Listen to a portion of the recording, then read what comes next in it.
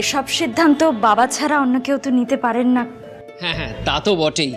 আর সেই জন্যই তো আমরা সরাসরি দাদার কাছ থেকে অনুমতি নিতে এলাম। উনি ব্যস্ত মানুষ, সারাক্ষণ তার বাড়িতে বসে থাকেন না। সে তো ঠিকই। তা শ্রেয়া, দাদা কখন আসবেন? বাবা তো ব্যবসার কাজে কলকাতা গেছেন, এখন কখন আসবেন সেটা তো বলা যায় না। তবে একটা কথা পরিষ্কার বলে দিতে পারি মাসিমা, দেবযানীর বিয়েতে রানীর থাকা হবে না। কি ব্যাপার, কি হয়েছে? আরে আপনারা কেমন আছেন? ভালো তো? হ্যাঁ বাবা, ভালো। তোমরা ভালো তো? এই চলছে। এই জানোই তো, দেবযানীর বিয়েতে রানীকে নিতে। বললাম তো মেসোমশাই, বাবা স্ট্রিক্টলি রানীকে বাড়ি থেকে বেরোতে বারণ করে দিয়েছেন।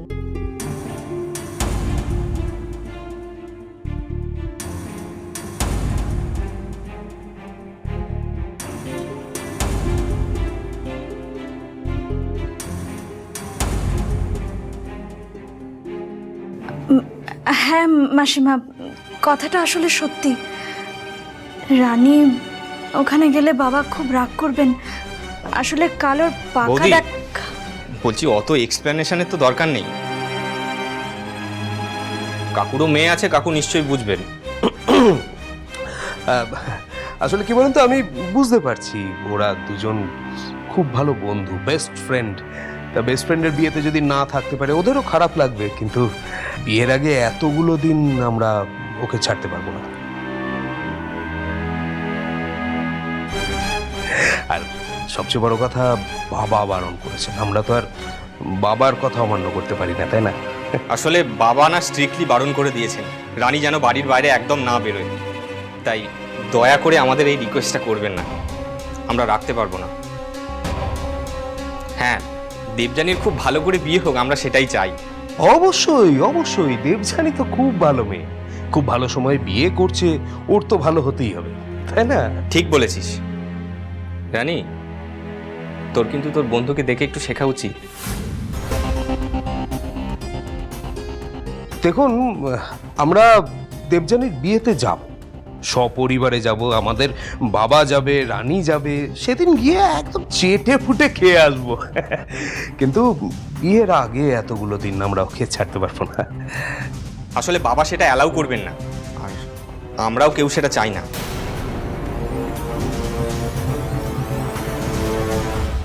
যাবে যাবে,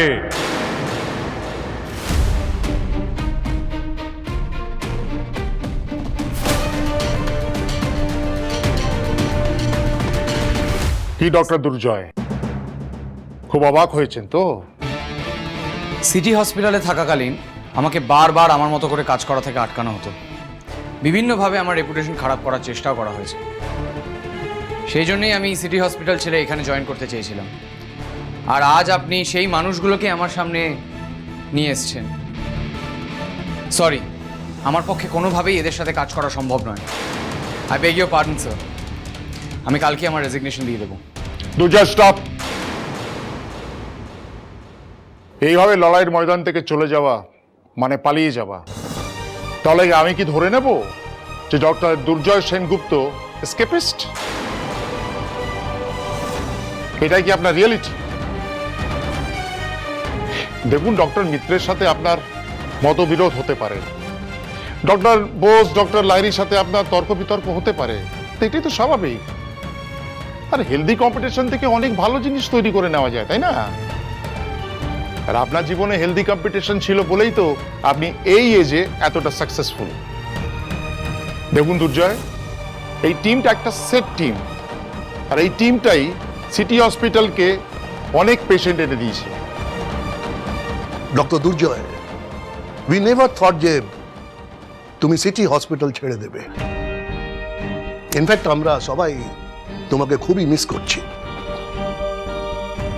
হ্যাঁ রে দুর্জয়, আমি জানি তোর সাথে আমার মতের অনেক অমিল, কিন্তু এটাও তো ঠিক আমরা সবাই মিলে একসাথে কত দিন ধরে সময় কাটাচ্ছি, একসাথে সবাই মিলে কাজও করেছি, আমাদের মধ্যে একটা গুড বন্ডিং তো তৈরি হয়েছে।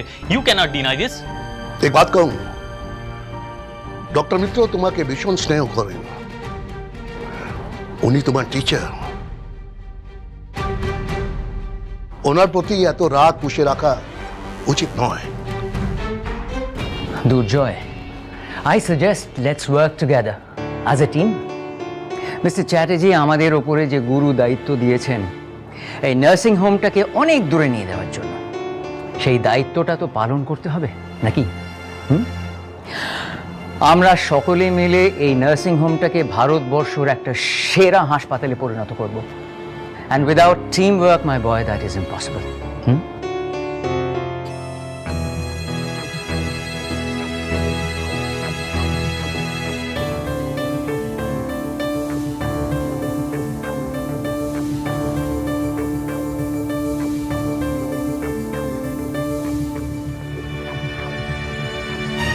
এই ডক্টর দুর্জয়, এবার নিজেকে খুব স্ট্রং লাগছে তো? দেখুন, পারস্পরিক বিভেদগুলো সরিয়ে দিলে অনেক কিছু জয় করে নিতে পারা যায়, তাই না? ইয়েস স্যার, আমি এটাই বিশ্বাস করি যে যে যার এবিলিটি অনুযায়ী কাজ করবে এবং অন্যরা তাকে অ্যাপ্রিসিয়েট করবে, হিংসে নয়। আই হোপ আমাদের এই টিমেও এটাই মেনটেন করা হবে। অফকোর্স স্যার, আমাদের পুরো টিমের একটা ছবি হয়ে যাক তাহলে। Sure, good idea. আপনারা কাছাকাছি চলে আসুন। Sir, smile.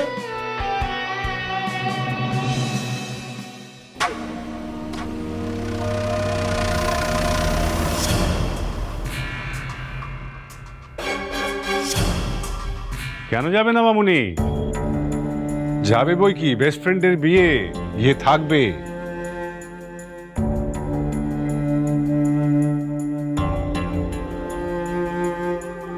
বাবা, তুমিই তো বললে কালকে। আরে বেস্ট ফ্রেন্ডের বিয়ে, best friend is a must. আর আপনি একেবারে চিন্তা করবেন না, আমার মেয়ে যাবে, অবশ্যই যাবে।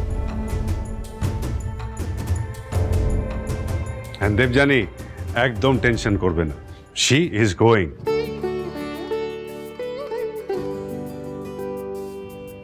কি হলো? যাও, গো প্যাক ইউর ব্যাগ। আরে পাড়ার মধ্যেই তো, সেরকম অসুবিধে হলে তুমি বাড়ি থেকে ঘুরে যাবে, ঠিক আছে? থ্যাংক ইউ সো মাচ কাকুমণি। বাবা, আমি যাব? কাকুমণি তো রাজি হয়ে গেছে।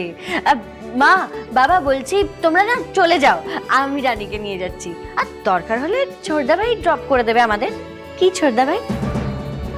আরে তুই দাঁড়িয়ে রইলি কেন? চল চল চল চল। থ্যাংক ইউ দাদা, থ্যাংক ইউ।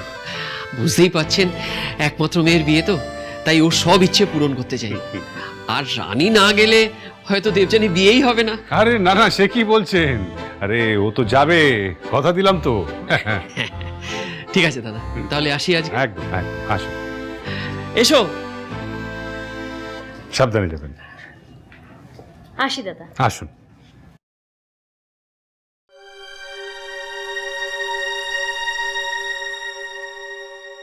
বাবা, তুমি পারমিশন দিয়ে দিলে? বাবা, তুমি বলেছিলে রানী বাড়ির বাইরে বেরোবে না, আমরা কিন্তু তোমার অর্ডারই পালন করছিলাম।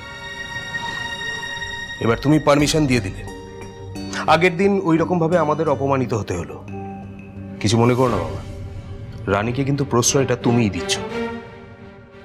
বাবা, তোমার মতিগতি কিন্তু আমরা কিছু বুঝতে পারছি না। 4-5 দিনের তো আনন্দ করে নিতে দাও।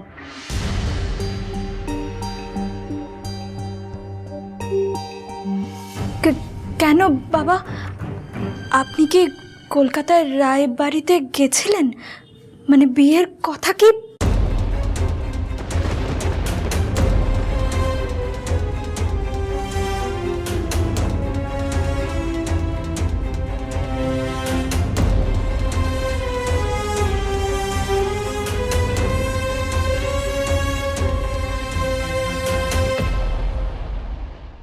দেবযানী আর দেবযানীর বাবা আমাকে ফোন করেছিল। মানে ওরা বলছিল যে আমরা যদি বিয়ের আগের দিনই পুলটিতে পৌঁছে যাই, তাহলে ওরা একটা সুন্দর বড় রিসর্টে আমাদের থাকার ব্যবস্থা করবে। সেদিনকে সকালবেলা মেহেন্দি হবে, বিকেলবেলা সঙ্গীত। হেভি আনন্দ হবে। এই দেখ তো বিয়ের দিন কোন শাড়িটা পরবো। তুই এগুলো পরবি নাকি? তুই চাইলে আমার দেওরের পছন্দ করা শাড়িও পরতে পারিস।